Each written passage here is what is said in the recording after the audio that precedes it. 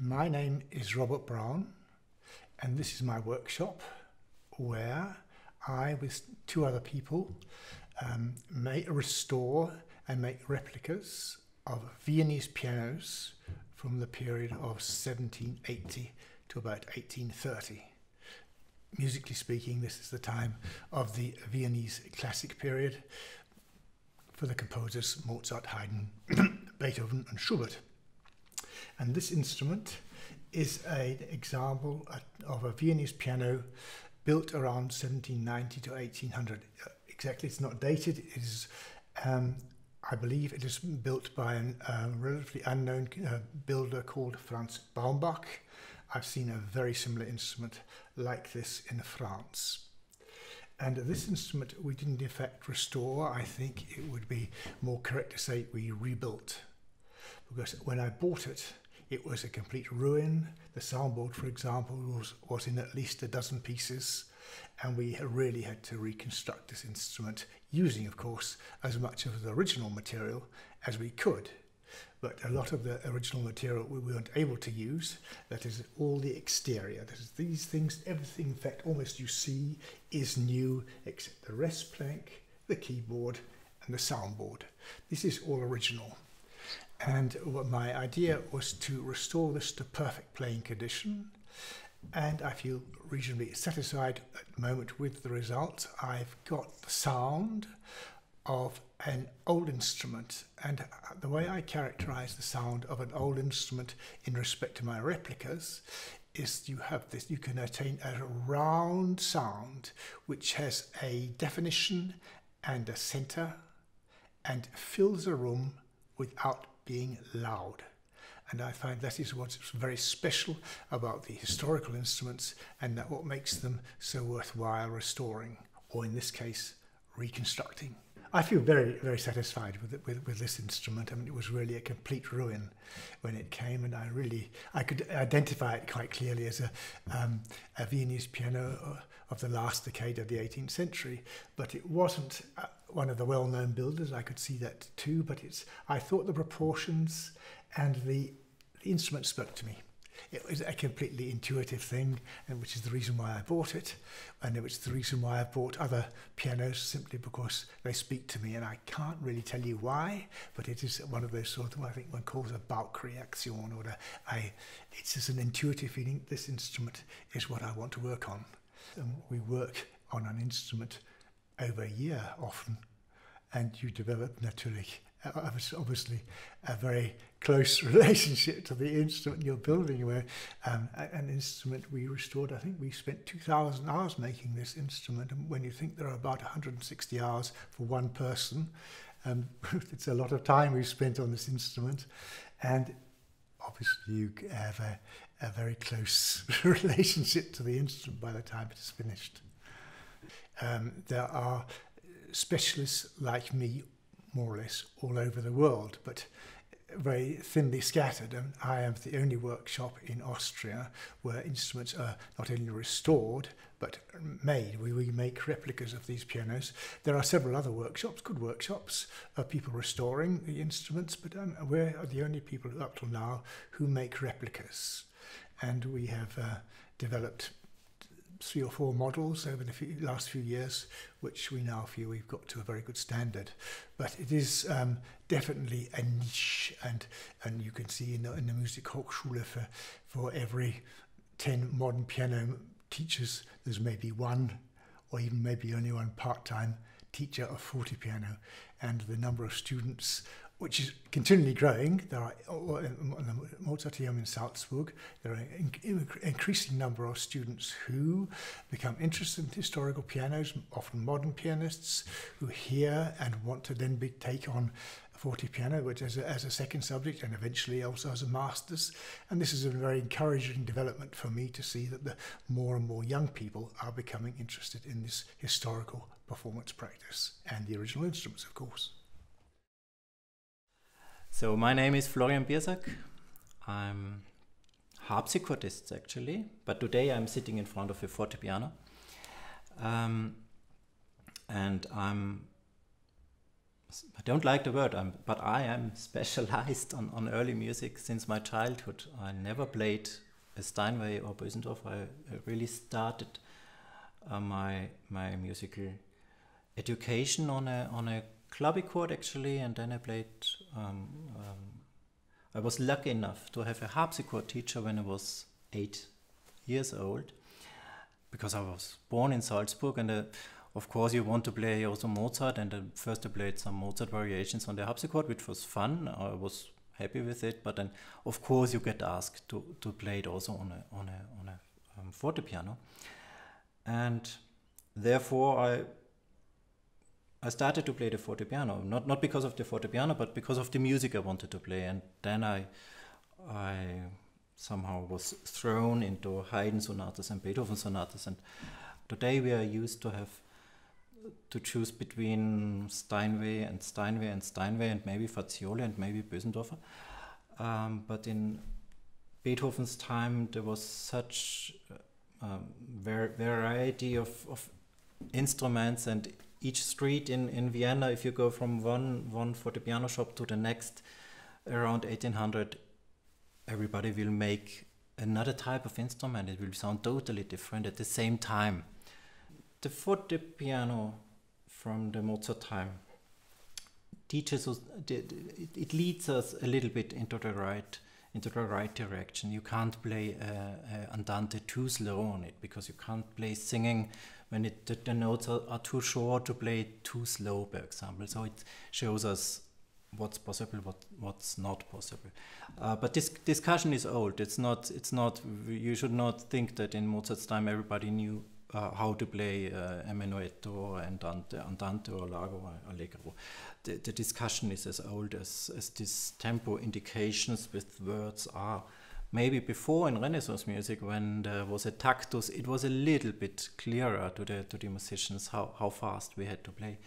But the moment the first composers just wrote adagio and presto, we get lots of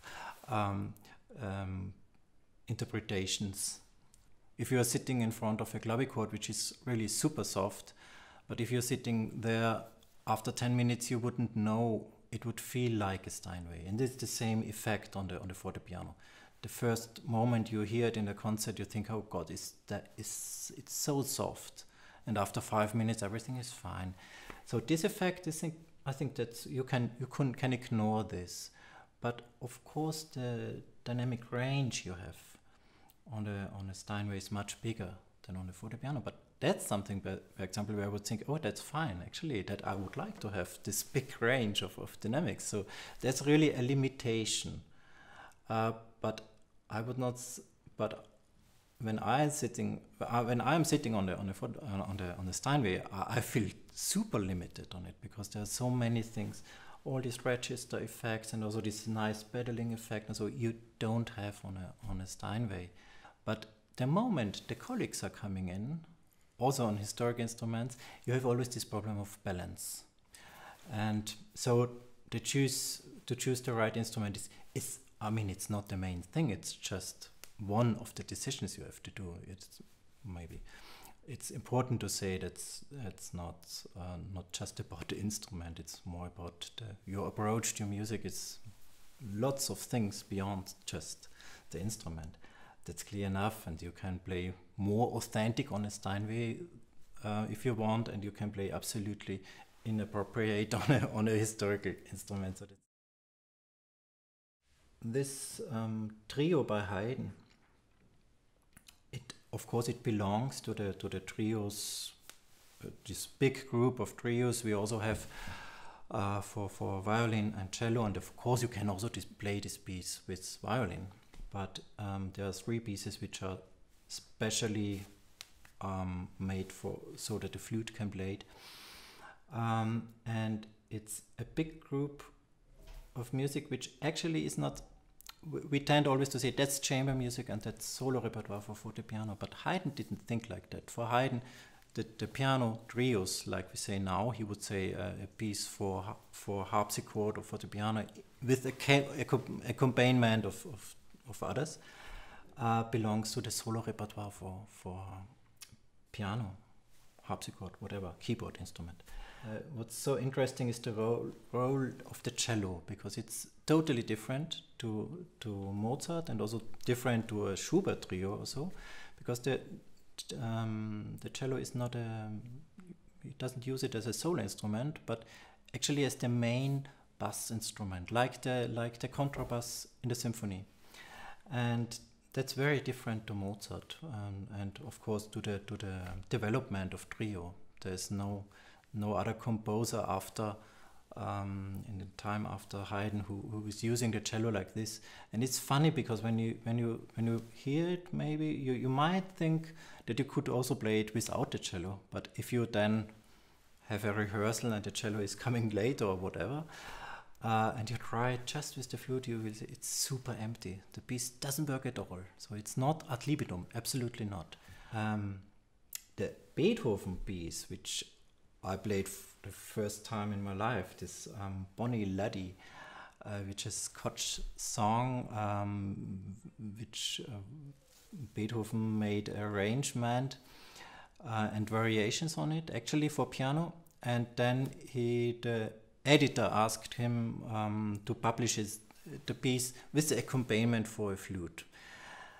And that's maybe the reason why it's never played. The flute player, they don't know the piece. The pianists don't play it because you need a flute for it, and they are not interested in sharing the public with the flute. They want to play alone. And so it's a funny thing, because it's for today you could not go on stage with such a music, and it's also not meant to be played on stage. It's meant to be played at home. Totally different is the Beethoven variations for cello and piano, because it's a really concertante thing, so it's really a duetto actually.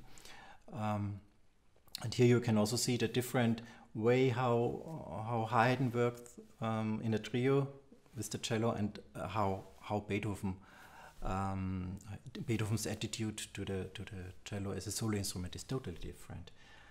And I think it's a very challenging piece for both, and it's one of the actually from very early stuff we have in the repertoire for cello and piano in this concertante style, because we have lots of music for just cello with accompaniment, sonatas by Dupont and so on, where you play more or less basso continuo, or you can also play with a second cello. But we have not so much music from that time which is really satisfying for both, and this piece is a great example for that. Hi, my name is Ursina Braun. I'm Swiss. I came to Salzburg 10 years ago when I studied, and I also studied in Vienna, came back to Salzburg, and since quite a few years I also started to play on period instruments, so I'm now playing modern cello and baroque cello, kind of the same. I only studied modern cello, but I learning by doing, playing more and more on gut strings, and I learned so much from it also for my modern playing on the modern cello. Yes, I played this piece on the modern cello some days ago also, so it's so clear the difference, and for me the playing on these historical instruments gives so much more dimensions and colors and clarity also. For me it's a huge new world. But still, for this music I see much more sense to play it on these instruments. Yeah, I cannot find this on the modern instruments. Mm-hmm. I look also for kind of colors, resistance in the bow. It's really another kind of playing, even if it's absolutely the same instrument and it has the same roots, so it's not even so different, but yeah. Okay. Hello, my name is Eva Ivanova-Dyatlova. I play flute, and I went to Germany first, and then to Austria from Moscow to study early music. First, I studied bachelor modern flute, and at the same university there were Baroque instruments, so the department of the early music, and I was really interested in this. Actually, I was interested already before in Moscow, because there are also some Baroque ensembles, and then I switched from modern flute to Baroque flute. First I studied also bachelor for Baroque flute in Trossingen, and then master for chamber music, and after I went to Mozarteum, and I finished some months ago master for early flutes by Marcello Gatti. First I just thought, yeah, the flute sounds really nice, maybe I can play just a little bit for fun, more or less, and then actually I should make a small entrance exam for Baroque flute, but I took a wrong paper and then I had to study Baroque flute, and I thought, my God, how should I do it? I already studied bachelor and I was in the second semester, so it was quite hard, because then I started also music theory for Baroque flute, and I already had some music theory for modern flute, and then I had to play also harpsichord besides of clavier, so it was really hard. And then because I started to study Baroque flute, I played more and more and more, and then I had like every year more projects, and then at the end I played so much Baroque flute that I didn't really have time for the modern flute.